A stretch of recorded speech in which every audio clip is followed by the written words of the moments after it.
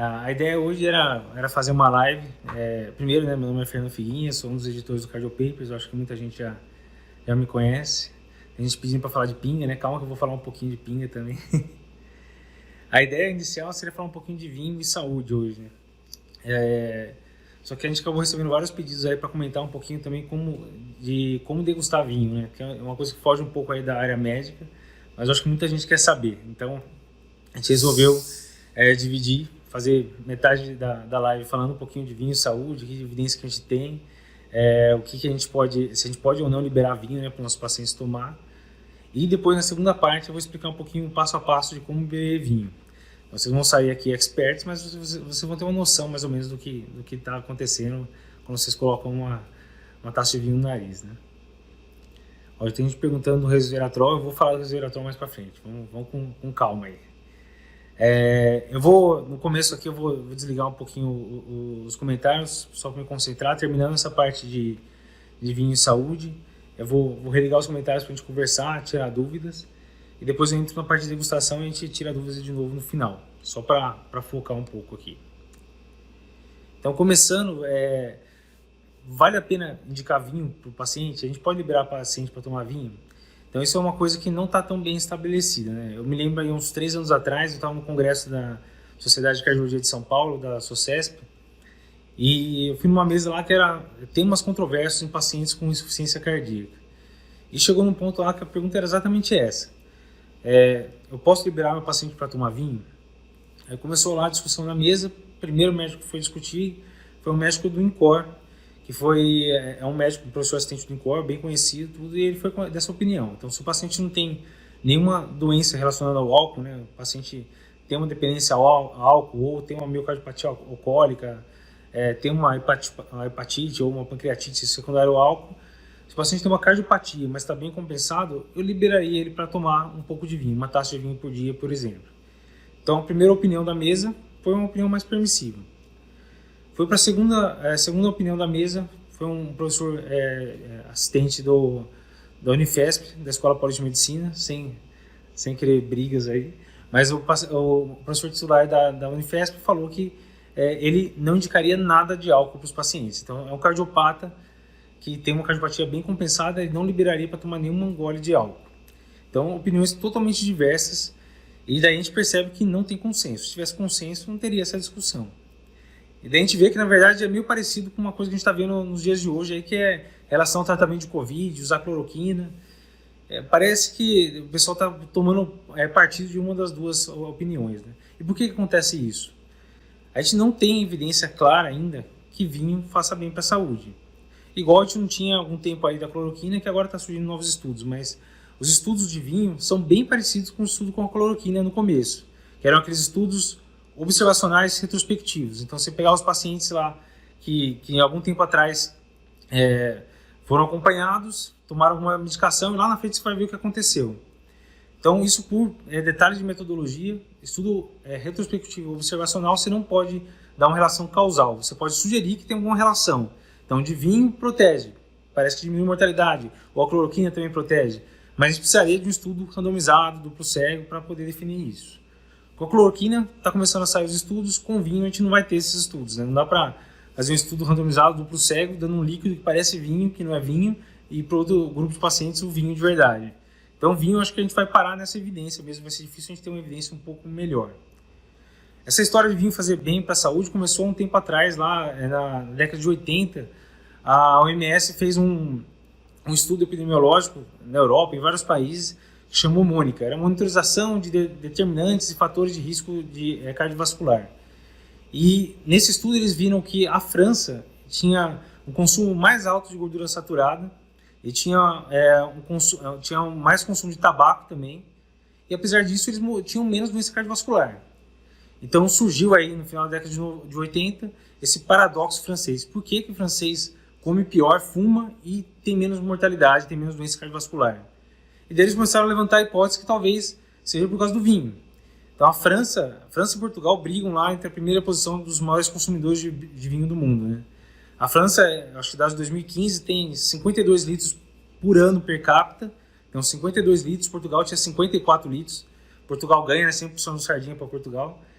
Quando a gente vai ver o Brasil tem 2 litros per capita por ano. Então, França e Portugal consomem 25 vezes mais vinho do que a gente aqui do Brasil. Então, surgiu essa hipótese que talvez vinho pudesse estar protegendo os franceses. E aí depois foram saindo vários estudos para tentar provar isso daí. Um dos maiores estudos saiu em 2017. Foi um estudo que saiu no JACC, no Journal of American College of Cardiology. Então, um dos maiores serviços de cardiologia. Um estudo com mais de 330 mil pacientes, então muita gente, que testou isso aí. Eles compararam 6 grupos, na verdade, um grupo que não tomava nada de vinho, paciente que tomava pouco vinho ocasionalmente, 1 a 2 taças por dia, e tomava mais do que isso, leve, moderado a grave. Esse estudo mostrou que quem tomava moderadamente, que seria 1 a 2 taças por dia, teve menos morte cardiovascular, diminuiu 21% a mortalidade cardiovascular e diminuiu 26% a doença cardiovascular. Então, isso comparado com abstêmio. Então, pessoas que bebiam 1 a 2 taças por dia de vinho morriam e tinham menos doença cardiovascular do que quem não bebia nada. Esse estudo mostrou também que quem bebia 3 ou mais taças de vinho tinha um risco maior de ter morte e um risco maior de ter câncer. Então, eles mostraram uma curva em J, né, que a gente chama. Então, quando a pessoa não bebe nada de vinho, ele tem um risco X, bebeu 1 a 2 taças por dia, diminui um pouco o risco, bebeu mais do que 3, começa a aumentar e passa o risco basal. Então, é uma curva em J. E mostrou também que as pessoas que faziam binge, que seria tomar 5, 6 taças só no final de semana, também tinham uma mortalidade maior. Então, fazer o binge, o pessoal que acha que você pode... não vou beber nada de vinho de segunda a quinta, eu acumulo o que eu posso e tomo 7 no final de semana. Isso faz mal. Então, vários estudos mostram a mesma informação. Fazer binge, não beber nada durante a semana, não beber pouco durante a semana e tomar uma quantidade muito grande no final de semana, aumenta o risco de doença cardiovascular. Então, o que protege? O que protegeria seria essa dose aí de 1 a 2 taças por dia. Quando a gente está falando de vinho, seria 150 a 300 ml, geralmente 150 para mulher, e as mulheres geralmente ficam revoltadas quando passam essa informação, né, porque elas querem direitos iguais, né? Mas o organismo é diferente, então geralmente é 150 ml para mulher e 300 ml para homem. E as outras bebidas? Será que só vinho protege? Saiu também um trabalho 1 ano depois, em 2018, um trabalho com mais de 150 mil norte-americanos veteranos de guerra, aqueles estudos de veteranos de guerra norte-americano. E daí esse estudo ele mostrou qualquer tipo de bebida alcoólica, não só vinho. Então tinha vinho, tinha cerveja, tinha destilado, e eles mostraram de forma semelhante que utilizar 1 ou 2 doses equivalentes da bebida alcoólica protegia em relação a quem não bebia nada. Então, teve gente que me perguntou antes aqui se pode tomar uma pinguinha, se pode tomar algum destilado. Parece que bebida destilada também pode proteger alguma coisa. Mas vários estudos depois mostraram que, na verdade, vinho é superior. Tem alguns motivos aí para vinho ser superior. Mas só para voltar, qual seria a dose então dessas outras bebidas que poderiam proteger? Né? Vinho eu já falei que seria em torno de 100 a 150 ml para mulher e 200 a 300 ml para homem. Depende da porcentagem de álcool, etc. Depende da característica do vinho. Quando a gente está falando de cerveja, seria 330 ml a dose. Então seria 330 a 660 ml. O problema é que tem outras coisas, né? Tem carboidratos, você vai engordar, etc. Mas seria essa dose de álcool equivalente. E para destilado, eles colocaram uma dose equivalente de 30 ml por dia.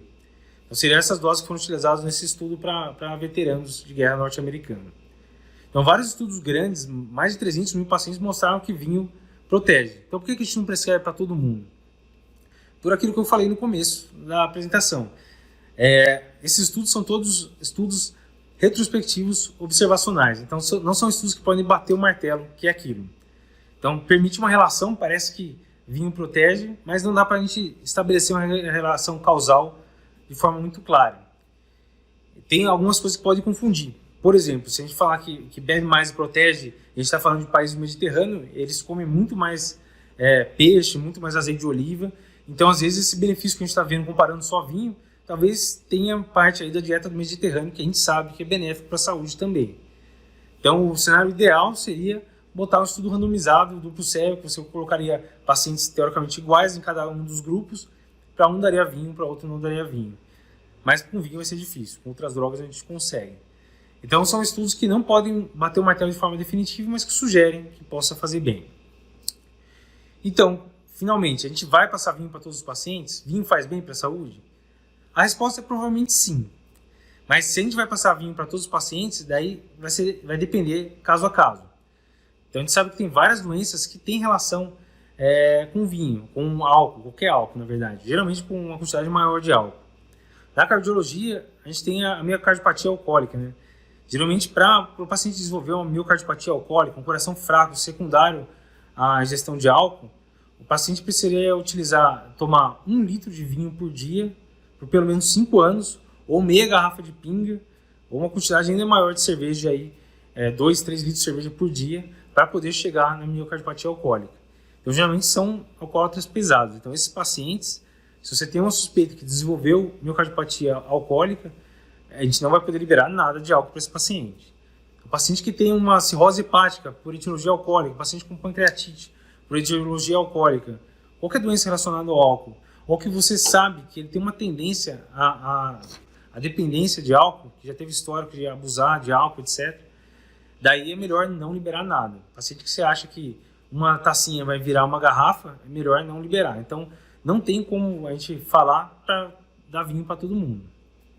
Então, quando a gente vai para a Organização Mundial de Saúde, OMS, vai para o American Heart, qual que é a orientação deles em relação a isso?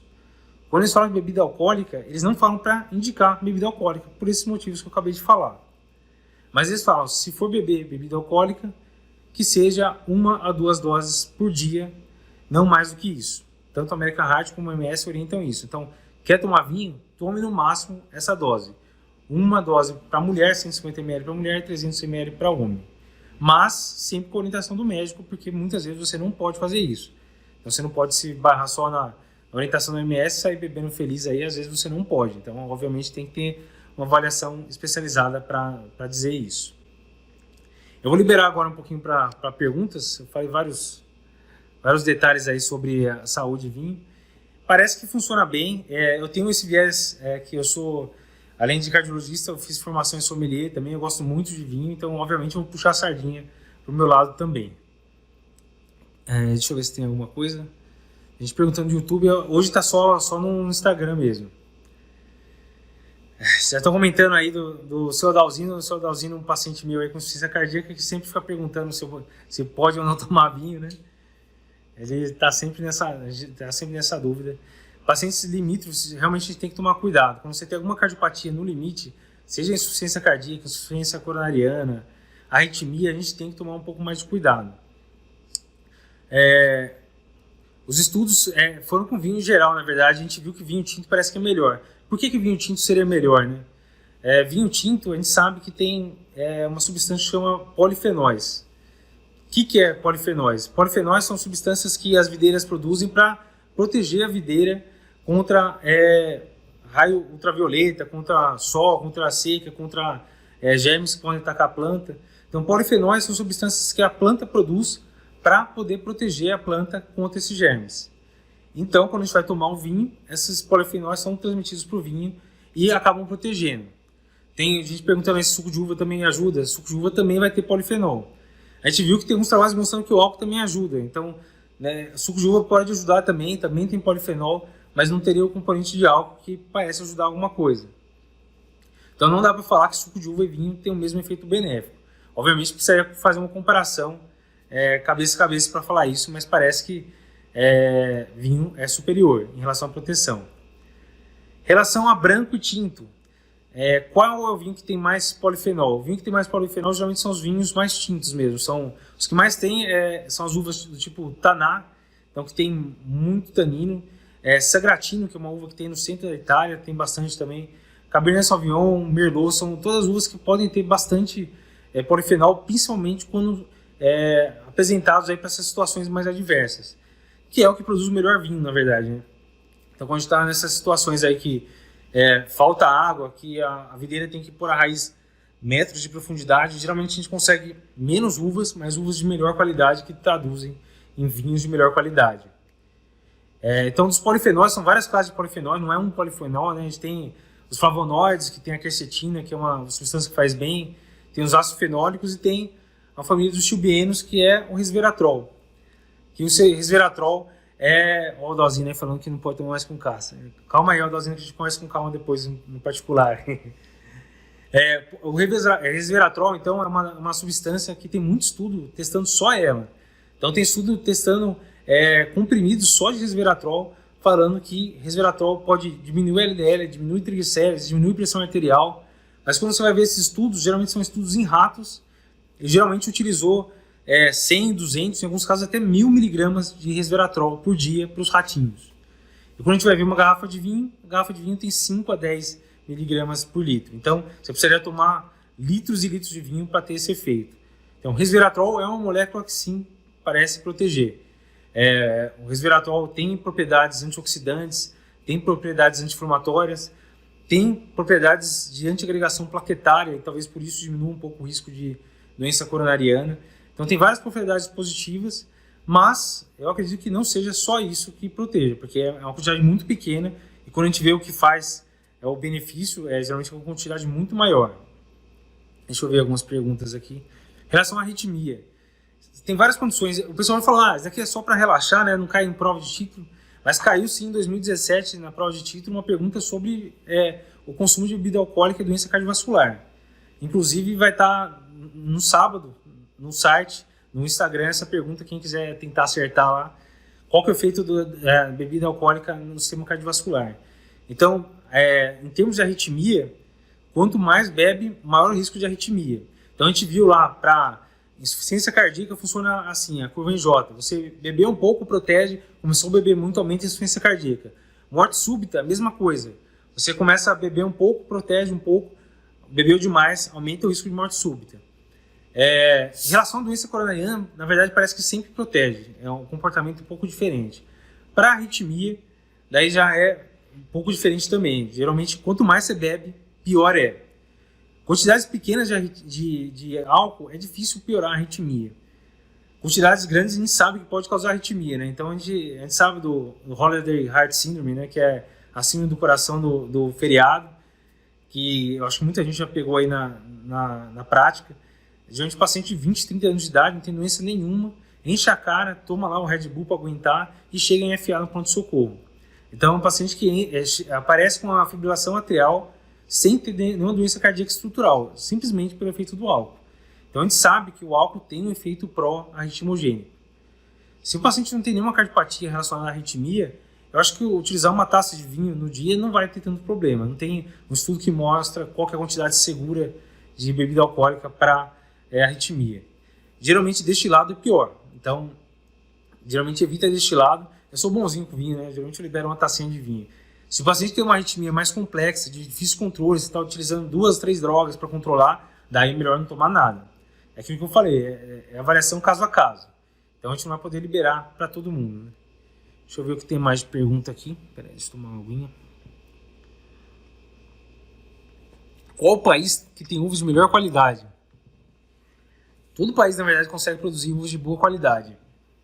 Eu gosto muito dos portugueses, né? Então eu sempre vou puxar a sardinha para os portugueses. Eu amo o Brasil, acho que tem muita coisa boa no Brasil, mas tem algumas coisas que o lugar muitas vezes foi feito para produzir vinho. Então, alguns países, a França, a Itália, a Portugal, tem algumas regiões que o homem não precisa mexer em muita coisa, saem vinhos maravilhosos. A Argentina tem muito vinho maravilhoso, mas você precisa fazer irrigação, é um lugar muito seco. Se deixar sozinho lá, as coisas não vão tão bem. Então, todo país pode ter vinho de excelente qualidade, se for bem cuidado, se tiver uma região, um terroir, né, que eu posso comentar mais para frente, que ajuda essa uva a se desenvolver bem. Então, a princípio, a região aí de 30 a 50 graus de latitude seria a região de maior benefício, que pega a Europa, pega Estados Unidos, e no sul pega a Argentina, Chile, Austrália. Seria a região que tem as uvas de melhor qualidade, onde mais deve se desenvolver os vinhos bons, né? Vai abrir uma garrafa após a live? Pode abrir, tranquilo. Eu estou tomando um vinhozinho aqui, que eu vou abrir, eu vou explicar no final. Eu vou explicar na segunda parte a questão de degustação, e no final eu vou mostrar como eu degustaria esse vinho. E já fica como uma dica que é um vinho maravilhoso e um vinho brasileiro, só para dar o spoiler aí. Vinho que passa em barril de carvalho é melhor para o coração? Geralmente os maiores determinantes do benefício do vinho são os polifenóis, que em parte aí, o barril de carvalho pode ajudar a desenvolver no vinho, mas o principal é a qualidade da uva. Então é o tipo de uva, Eu já falei, Taná, Sangratino, Cabernet Sauvignon, Touriga Nacional em Portugal, são uvas que costumam ter mais, e as condições que elas se desenvolvem. Então, condições com mais dificuldade, as uvas geralmente se desenvolvem melhor. Então, o barril pode ajudar em alguma coisa, mas o principal é a uva.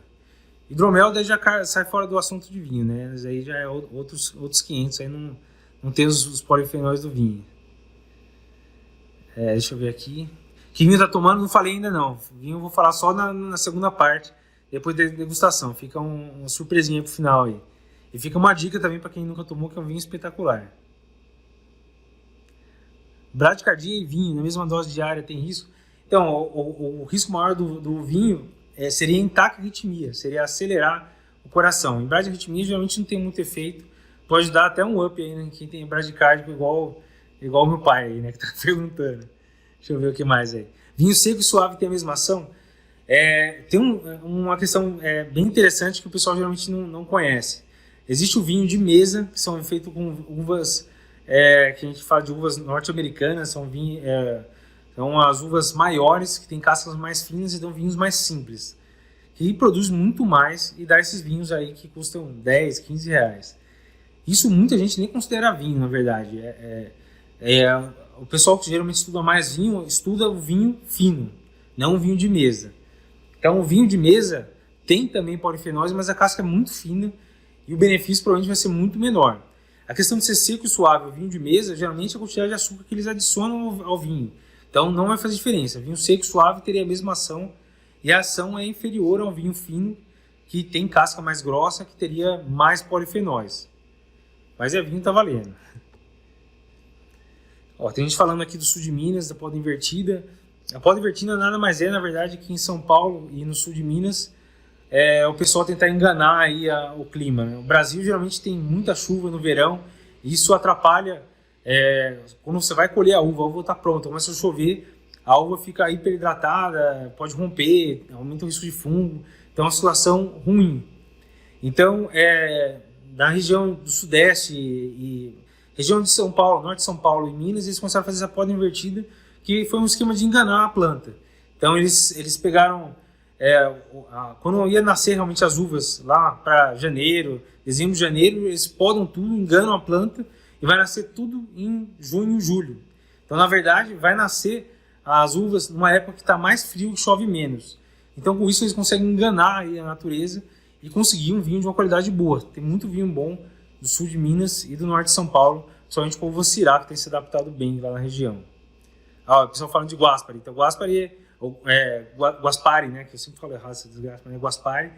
Eu já fui lá, fazem essa poda invertida e os vinhos de destaque deles são vinhos de Syrah mesmo, que é na Serra da Mantiqueira. Deixa eu ver o que mais. Sangue de boi é bom. Satisfação aí, parabéns pelo artigo do New England de Portugal. Então, sangue de boa é um vinho de mesa, não é um vinho fino. Tem casca que não é uma casca grossa, então não faz tão bem quanto o vinho fino.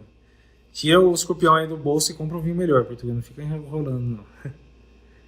Cardiopatia e idade de vinho. A gente sabe que paciente idoso, geralmente, qualquer coisa pode estabilizar o paciente idoso. Então a gente tem que tomar cuidado com isso também. Muitas vezes o paciente está bem controlado e tem lá seus 80 anos, 85 anos, e às vezes adicionar um remédio ou uma pequena infecção de urina, qualquer coisa pode estabilizar. Então se ele inventar de mudar os hábitos, começar a beber bastante, pode descompensar as doenças de base. Então, paciente com cardiopatia tem que tomar mais cuidado, idoso ainda mais. Vamos ver se tem mais alguma coisa aí. Vinho que tem várias uvas, tem o mesmo benefício por ação, tanto faz. Na verdade, a questão são uvas que têm mais polifenóis. Se você fizer... Existe o vinho varietal, que é só de uma uva, e o vinho de corte, né, que se junta várias uvas. Então, se for um corte com várias uvas que tem muito tanino, um corte de Taná, com Touriga, com Cabernet Sauvignon, tudo vai ter um monte de polifenol, vai fazer bem. Então, não depende muito de ter várias uvas juntas, depende da característica de cada uma delas, né? Em relação à interação com medicação, geralmente o pessoal sugere evitar bebida alcoólica quando vai tomar antibiótico, porque pode diminuir a absorção. Isso é uma coisa que é bom não abusar. Então, tá utilizando antibiótico, vai tranquilo. Em relação ao anticoagulante, se for uma dose pequena, não vai interferir muito. A gente comentou que alguns polifenóis, o resveratrol, por exemplo, pode ter algum efeito de antiagregação plaquetária, mas não tem nada que prove que eles vão aumentar o risco de sangramento em quem utiliza anticoagulante. Então, a princípio, não é contraindicado. Então, o paciente que está lá, infartou há menos de um mês, está com terapia tripla, está com algum novo anticoagulante, mais AS, mais clopidogrel, pega e leva em vinho nesse primeiro mês, né? Pelo amor de Deus, isso é uma questão de bom senso, né? Minha avó é hipertensa e tem colesterol alto. Então, isso já é mais complexo. Para a pressão, o vinho não tem tanto efeito benéfico. Com esse abuso de vinho, sim, aumenta a pressão. Em relação ao colesterol, a gente sabe que o vinho, a quantidade pequena aumenta um pouco o HDL, que é o colesterol bom. Se você bebe mais, aumenta ainda mais o HDL. Só que você melhoraria o colesterol bom, mas quando você bebe demais, começa a cair muito, aumentar muito o colesterol ruim também. Então, por hipertensão e por colesterol, não dá para indicar vinho. A gente não vai indicar vinho em nenhuma ocasião, na verdade. A gente não pode indicar. Mas se o paciente quer utilizar, a gente pode tentar entender se você pode ou não liberar para aquele paciente, se é seguro ou não, né? Tinha um presidente que gostava de um Romanée Conti. Esse aí não tive o prazer de tomar, mas deve ser muito bom. Na verdade, essas uvas que eu falei, Taná, Sangratino, Cabernet Sauvignon, são uvas que têm muito polifenol, mas não necessariamente são as uvas que têm mais resveratrol. Se for ver, as uvas que mais têm resveratrol são os vinhos de Pinot Noir, que são os vinhos da Borgonha, como o Romanée Conti, que é o mais clássico da Borgonha, ou aqueles vinhos clássicos norte-americanos de Pinot Noir. Então, não tem tanto polifenol se for ver o conjunto completo, mas em relação ao resveratrol, as uvas que mais tem é Pinot Noir, que é a uva mais leve, seria o mais branco dos tintos, né? E Beaujolais, que é a uva Gamay, que parece um pouco aí com o Pinot Noir, também tem muito resveratrol. Então, o Romanée Conti deve fazer bem, viu? Se quiser tomar Romanée Conti todo dia, pode tomar, que eu acho que vai fazer bem. Cabernet Sauvignon faz bem o coração, então. Cabernet Sauvignon é uma das uvas que mais tem polifenóis, vale a pena. Vinícolas do Vale do São Francisco. Doutor André, satisfação. Então, é outra inovação aqui do brasileiro. O brasileiro adora inovar, né? As vinícolas do Vale do São Francisco estão mais ou menos lá no paralelo 9. Estão muito próximo lá da região do Mediterrâneo, né? Então é uma região que não rola fazer vinho, em geral. É uma região muito quente e muito seca. Como que eles conseguiram colocar a vinícola lá, né? Eles controlaram totalmente a irrigação. Então eles começaram a irrigar as plantas e dando condições para a planta se desenvolver. Lá é o único lugar do mundo que a gente consegue ter 3 a 4 safras com a videira por ano. Então eles estão conseguindo fazer uma coisa que no mundo inteiro é uma safra por ano, né? Geralmente quando ele vai fazer todo o ciclo da vinha, lá no verão vai nascer as uvas e vai colher. Lá no Vale do São Francisco eles conseguem ter 3 a 4 safras por ano. A qualidade das uvas não é tão boa, com certeza, de um lugar ideal, como a região do Douro, ou uma região espetacular. Mas já tomei alguns vinhos bons de lá. Tem o Testade, que é um Syrah que tem lá, da Miolo. Tem uns vinhos da Rio Sol também, que é um grupo português que veio para cá e produziu lá. Tem coisas interessantes de lá. Espumantes, tem muita coisa boa. São espumantes simples, mas muito gostosos. Então é mais uma inovação do brasileiro aí que realmente... a gente só conseguiu provar um vinho espetacular, pelo menos eu ainda não conhecia um vinho espetacular do Vale do São Francisco. Taná, eu já falei, é uma das melhores que tem, né? A arritmia, eu já comentei, é bom não abusar muito de álcool. Qualquer quantidade de álcool pode aumentar o risco de arritmia, mas quanto maior a quantidade, maior o risco. Cardiopatia alcoólica. Geralmente, o paciente com cardiopatia alcoólica, a gente tem que orientar a cessar totalmente a ingestão de álcool. E boa parte desses pacientes recupera a função ventricular. Mas essa recuperação pode demorar meses, em torno de 6 meses até 2 anos. Então demora para recuperar. E esse paciente nunca vai poder voltar a beber álcool. Se ele teve essa lesão direta por agressão ao álcool, que pode dar exploração fraca, e aqui no Brasil não é tão comum de ver, mas em países desenvolvidos chega a ser até a segunda maior causa depois de miocardiopatia isquêmica. Daí não dá para liberar vinho mesmo de jeito nenhum. Vinhos com denominação de origem é melhor para o coração? Então, na verdade, a denominação de origem é um esquema que o pessoal faz para tentar melhorar a qualidade dos vinhos. Então, são regras básicas que o vinho tem que ter para poder ser denominado aí como vinho de excelência, uma denominação de origem. Mas depende da uva. Então, se você pegar uma uva que tem pouco polifenol, pode ser um vinho espetacular de denominação de origem, não vai fazer tão bem assim. Então não depende da denominação de origem, depende mais da característica da uva. A gente perguntando do Malbec argentino. O Malbec argentino costuma ser bem robusto. Geralmente o lugar é muito quente, então é uma uva cheia de polifenol. Pode tomar assim que é bom. Se tem alguma situação que eu recomendo vinho. Bom, recomendar vinho é difícil. O ideal é não recomendar, porque você não sabe. A não ser que você conheça a pessoa, você sabe que a pessoa não vai fazer abuso. Geralmente no consultório o que eu vejo mais é a pessoa chegar me questionando se pode tomar vinho. E daí eu tento entender se tem alguma coisa que contraindique e eu decido se eu posso liberar um pouco de vinho ou não. Mas chegar para o paciente e falar, você tem isso, o seu tratamento é tomar vinho, não dá ainda. É aquela história, são estudos que não conseguem bater o martelo. Eu acho que protege, eu acho que até previne de Covid, isso não tem, essa é brincadeira minha, mas eu sou a favor que vinho faz bem mesmo. Mas com evidência, você sair indicando para paciente, precisaria de um pouco mais. Seu Dalzinho, sobre vinho do Porto. Vinho do Porto é outro mundo. Vinho do Porto é um vinho de sobremesa, né? É um vinho que geralmente, os vinhos secos geralmente tem aí 12, 14 até 15% de álcool. O vinho do Porto tem 20% de álcool, né? Então quando começa a fermentar a uva, o português vai lá e taca um monte de aguardente vínica e interrompe a fermentação, chega a 20 graus de álcool, então fica 20% de álcool, e como você interrompe no meio da fermentação, sobra açúcar, então fica um vinho mais doce.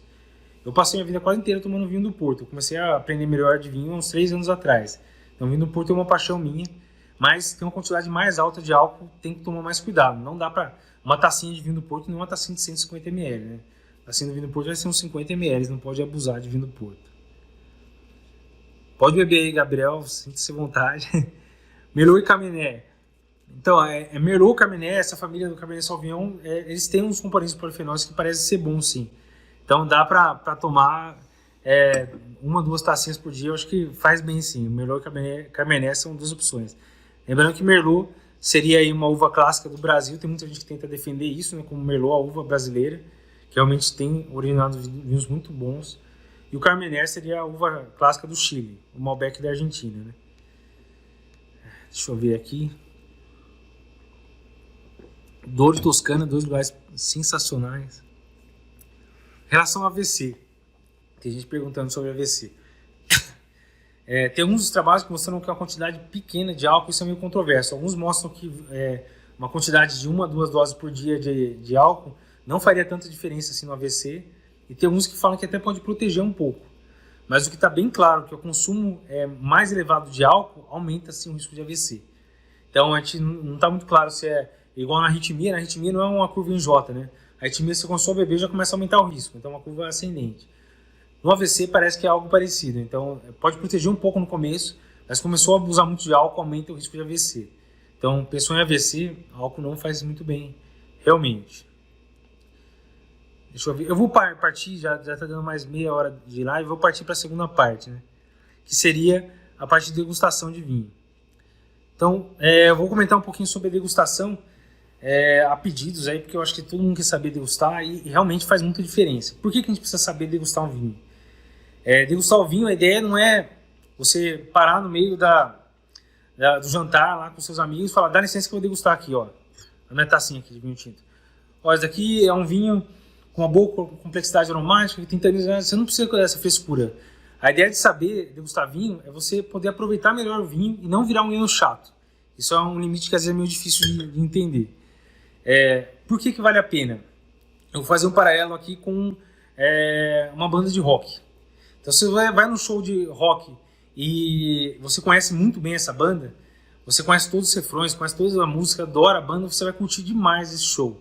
Você vai cantar junto, você vai se emocionar em alguma música, vai ser um show espetacular.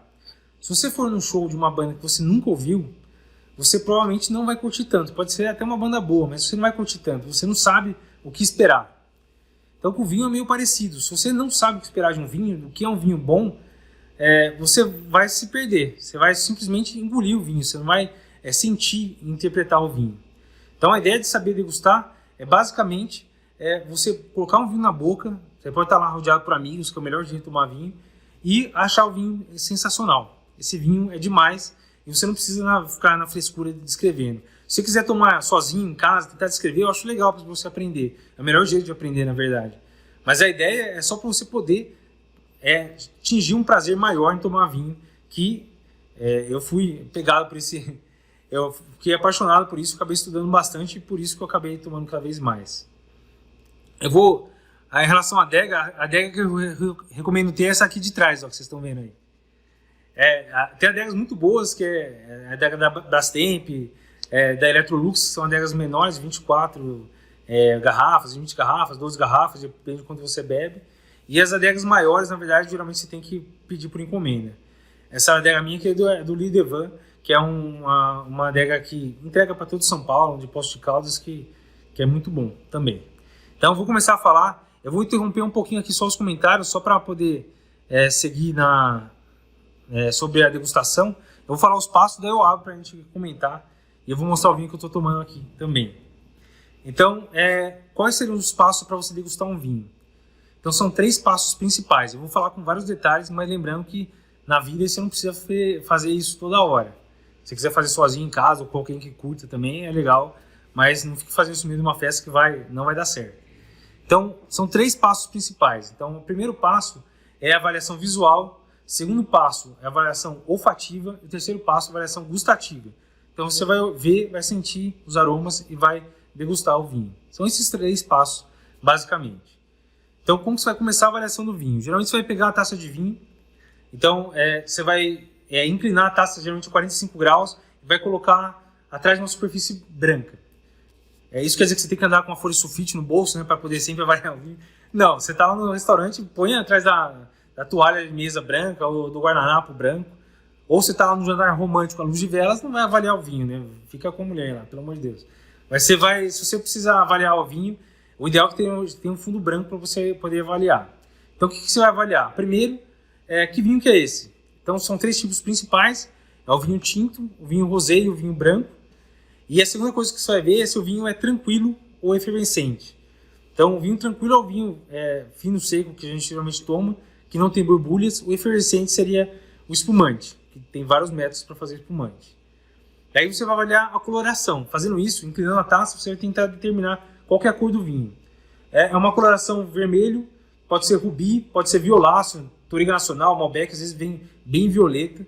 E você vai ver qual que é a transparência. Então o vinho é transparente, você consegue colocar o dedo atrás e ver o que tem, você consegue ver seu dedo. Ou é médio de transparência, ou você não consegue ver nada. É um vermelho rubi profundo, por exemplo. Isso pode indicar qual que é a casta do vinho, só olhando. Além disso, você consegue tentar entender qual que é a idade desse vinho.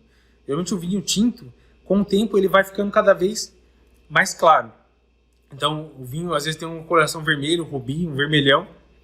E com o tempo ele vai ficando castanho, vai ficando uma coloração mais granada, parecendo um tijolo, e é um sinal de envelhecimento. Então, o vinho tinto vai ficando mais claro. E o vinho branco ao contrário. O vinho branco, às vezes você coloca na taça, é uma coloração amarelo palha, bem claro. Com o tempo pode ficar um amarelo mais dourado.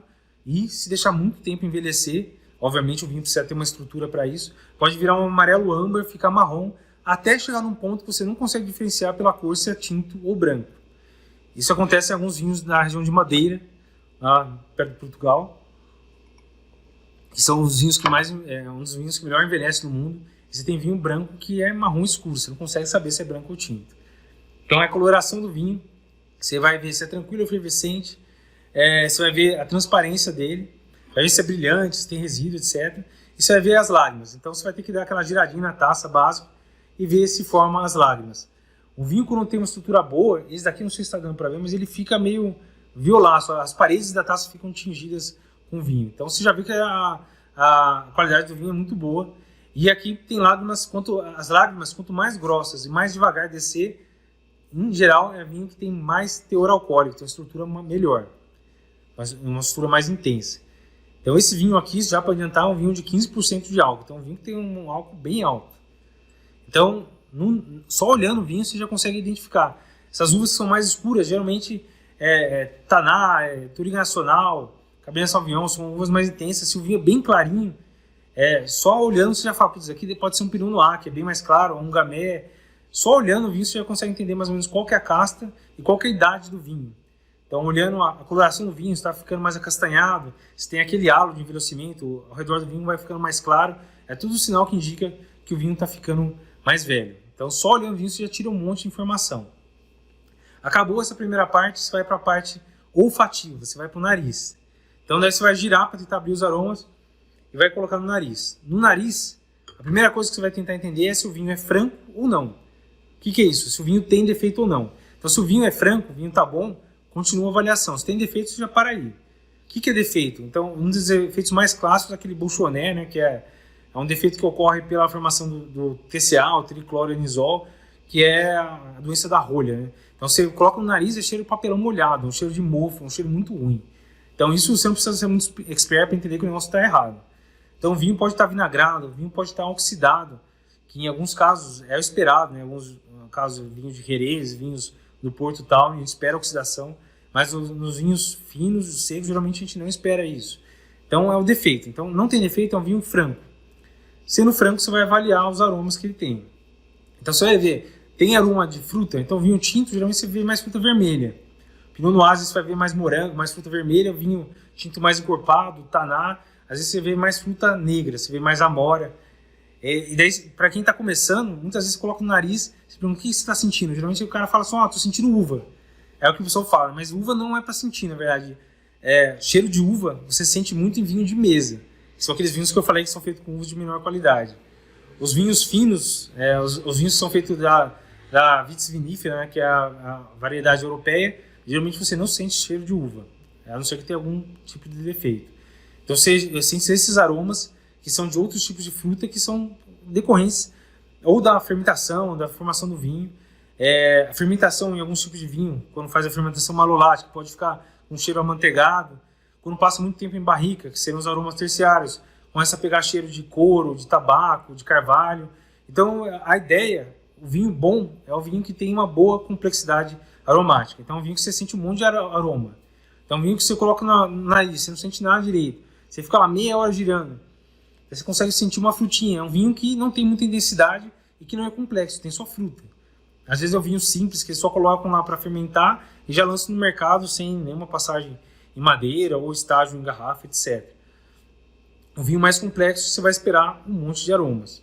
Então você pode ver aroma vegetal, aroma animal, aroma de fruta, aroma mineral, um monte de aroma terciário, que seria da passagem em barrica ou do estágio em garrafa.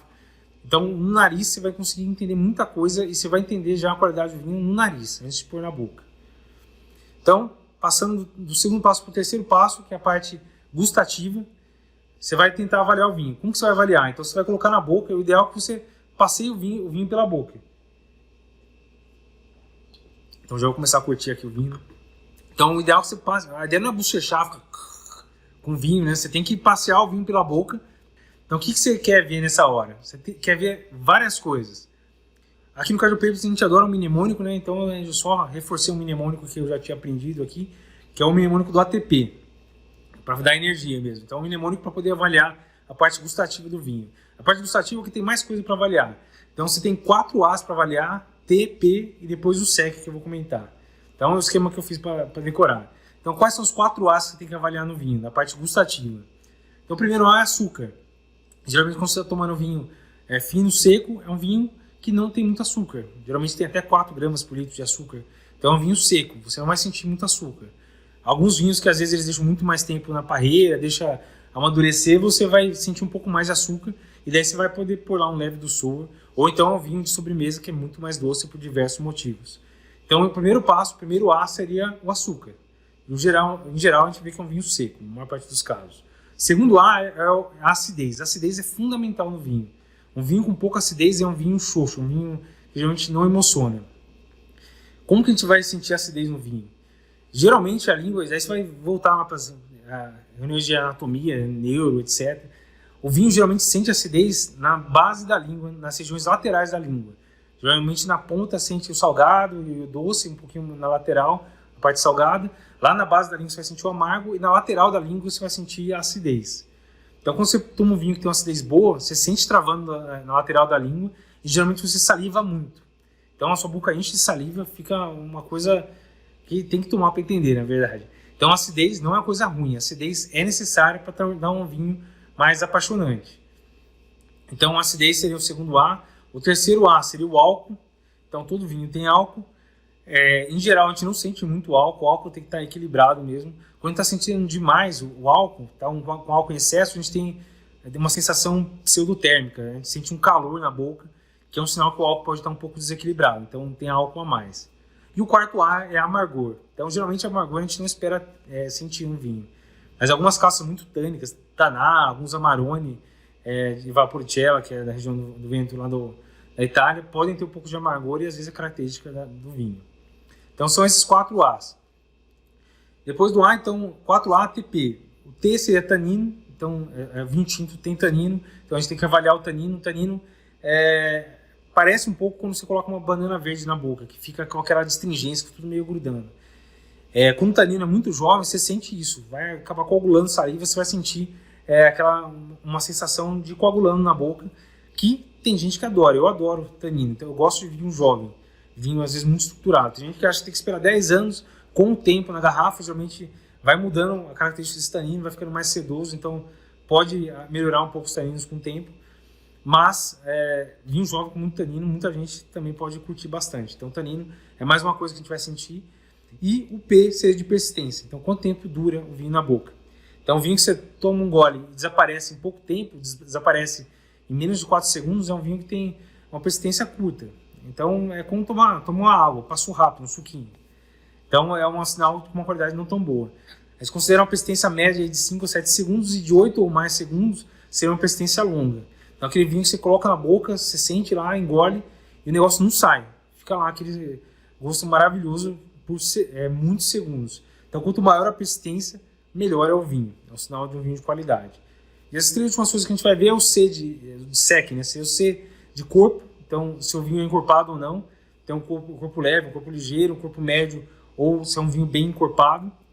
Como que a gente pode tentar comparar um vinho leve com um vinho encorpado? Se você quiser fazer um teste, dá para pegar leite desnatado e leite integral. Se você quiser pôr um golinho de leite desnatado na boca, você vê que o negócio é muito leve. Você não sente muito peso na boca. Quando você põe um leite integral na boca, você vai sentir muito mais pesado. É meio parecido com isso. O vinho com corpo leve seria parecido com leite desnatado. O vinho com corpo melhor seria um leite integral. Seria um jeito de tentar entender como que é o corpo. É o peso do vinho na boca. Então, equilíbrio. O vinho bom tem que ser equilibrado. Então, o vinho tinto precisa de um tripé, né, que seria o álcool, tanino e acidez. Então, se o vinho tem um tanino poderoso, ele precisa ter um álcool e uma acidez que acompanhe. Tem que ter esses 3 patamares equilibrados, senão vai ficar estranho. Ou vai ter tanino demais, ou vai ter acidez demais, e na hora de tentar degustar o vinho não vai cair bem. E o vinho branco não tem tanino. O vinho branco, antes de começar a fazer o vinho branco, você tira as castas e só vinifica sem as castas, então eles não têm vinho, não tem tanino em geral.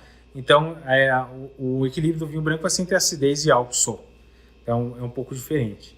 E por último a qualidade. Daí quando você termina de ver tudo isso, você vai avaliar, putz, é um vinho bom, é um vinho mais ou menos, é um vinho péssimo, e você vai tentar determinar qual que seria o patamar desse vinho. Esse é um dos melhores vinhos que eu tomei, é um vinho muito ruim, então vai ser o passo final. Geralmente nas degustações você tenta descobrir o preço dele, então é um vinho que deve custar na faixa de R$70, R$150, etc. Então de degustação é mais ou menos isso, eu vou abrir para os comentários, e depois eu vou falar um pouquinho do vinho que eu estou tomando. Eu vou mostrar já. Hoje eu tinha que mostrar um vinho brasileiro, né, obviamente. Vinho verde. Vinho verde é um vinho branco. Quer dizer, vinho verde é em geral vinho branco, mas tem vinho rosé, vinho tinto também na região de vinho verde. Vinho verde é uma região da região norte de Portugal, que é uma região muito fresca, que tem vinhos brancos muito bons, mas tem também vinho tinto e tem vinho rosé também. Mas o ícone de lá são os vinhos brancos, geralmente com as castas alvarinho e os blends lá típicos do vinho verde, né? Se usa o decanter você vai utilizar em alguns momentos, né? Geralmente quando o vinho é muito jovem, que você quer que ele abra mais rápido para oxigenar melhor o vinho, ou quando o vinho está muito velho, que você quer só decantar os sedimentos, e daí você pode utilizar o decanter. Vou mostrar aqui o vinho que eu estou tomando. O vinho que eu estou tomando é um lote 43 da Miolo, um dos melhores vinhos da Miolo, e é um vinho sensacional realmente. Eu já tinha tomado umas safras anteriores, mas a safra 2018 está espetacular. Então, lote 40, a Miolo é uma das maiores empresas de vinho aqui do Brasil, né? O lote 43 é uma homenagem ao lote que o Giuseppe Miolo, em 1897, lá ganhou quando veio da Itália. Um monte de italiano veio do norte da Itália, da região do Vento, veio para o sul do Brasil com a imigração italiana, e eles recebiam alguns lotes aí no final do século XIX. E o lote 43 foi o que recebeu o Giuseppe Miolo, e é o que é homenageado nessa garrafa. Então o lote 43, ele é um corte, são duas uvas, né? Então não é varietal. Ele tem 60% de Merlot, que seria a uva ícone do Brasil, e 40% de Cabernet Sauvignon, que não vai tão bem no Brasil, mas algumas safras sai bem. 2018 foi bem, o Cabernet Sauvignon também. E quando a gente vai degustar esse vinho, então, eu falei no começo que eu tinha conflito de interesse com vinho. Eu sou um enófilo e estudei para sommelier, então, com certeza, essa é uma apresentação tendenciosa. Eu vou mostrar, então, como eu avaliaria esse vinho aqui, que é um lote 43. Então, visualmente, você colocaria só uma coloração rubi profunda. Você tenta colocar o dedo atrás, você não consegue ver. As lágrimas são grossas, demora para descer. É um vinho jovem, 2018, ele não tem sinais de evolução, nada. No nariz, ele tem 12 meses de passagem em barrica, então vai ter também esses aromas terciários. Então, você sente muito fruta preta, né? Sente amora, sente terroso. O Merlot brasileiro, a gente costuma sentir muito terroso e isso é agradável. A gente sente um pouco de tabaco, um pouco de couro, que isso geralmente é a coisa que vem da barrica. E daí quando você põe na boca, esse vinho realmente me surpreendeu. Ele tem um corpo bem encorpado, um corpo médio mais, tem uma acidez boa, que é um sinal que esse vinho aguenta muito tempo ainda. Eu tomei em 2012, ano passado, já estava muito bom ainda, mas esse está melhor ainda. Tem taninos que não são muito pegados, são taninos mais finos, que é comum da Merlot. Merlot geralmente não tem tanino tão pegado como tem algumas Taná, alguns tipos de Cabernet Sauvignon. Ele tem uma persistência muito boa, então esse vinho é maravilhoso. Eu acho que se tiver em dúvida ainda se o Brasil faz vinho bom, eu acho que esse vinho vale a pena experimentar. Tem no site da Miolo, tem vinho BR, tem vários sites no Brasil, é só pôr no Google lá que você vai encontrar. Deixa eu ver se tem... Quando o vinho tinto é mais claro, ele tem melhor qualidade? Não tem nada a ver. Depende da casta, né? Tem algumas castas que são mais claras, tipo a Pinot Noir, que pode dar um vinho maravilhoso e ser claro. E tem vinhos que são bem mais escuros, os Taná da vida aí, que vão dar vinho muito escuro e é muito bom. Então a cor não necessariamente determina a qualidade do vinho, né? Deixa eu ver se tem mais alguma dúvida. A gente está com mais 5 minutos só, né? Daqui a pouco a gente vai ter que interromper, vamos cortar a gente. Alguém tem mais alguma dúvida? Deixa eu tomar um pouquinho meu vinho aqui, que eu falei demais e tomei de menos aqui, né?